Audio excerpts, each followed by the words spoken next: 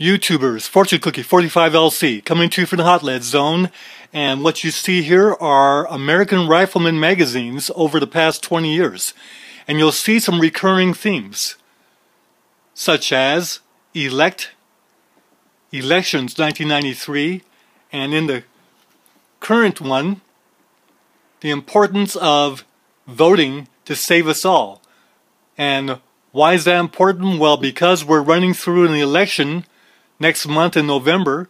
Get out there and vote. Vote your Second Amendment rights. So very important to get family and friends to vote to save the Second Amendment and also vote for pro-gun candidates. And if we've had a chance to work with new shooters, that helps to get the votes out. So very critical this year is the possibility of voting to win the big prize, and that is to get a majority of pro-gun senators in the United States Senate.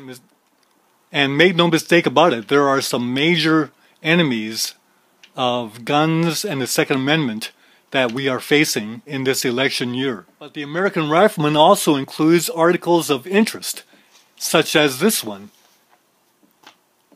Now, Beretta and all of their manufacturing facilities have been located in Accokeek, Maryland, ever since the 1960s, early 1960s, and Accokeek is close to Washington, D.C.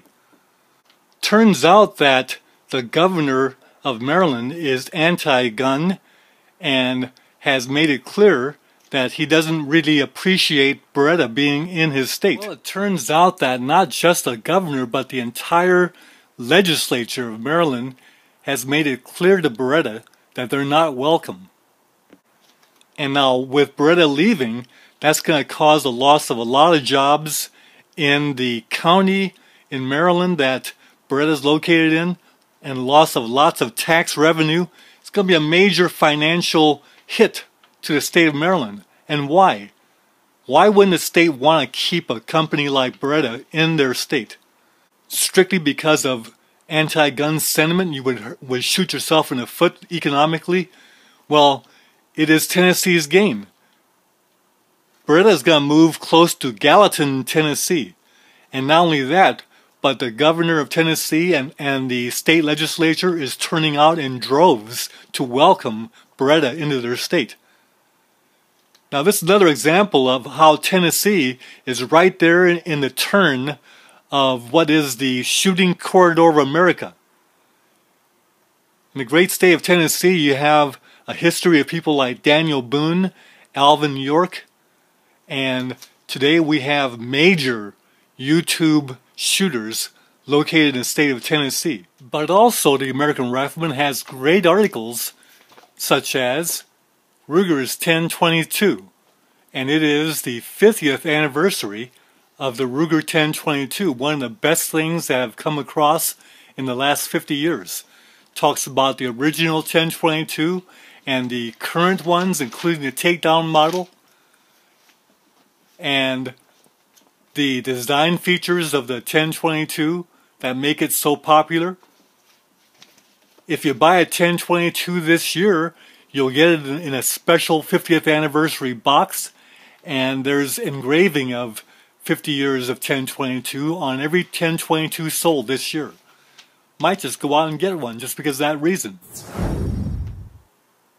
Well, YouTubers, another theme that is pretty obvious when you run through these magazines is, take for instance, this one from February 1993. That's over 20 years ago.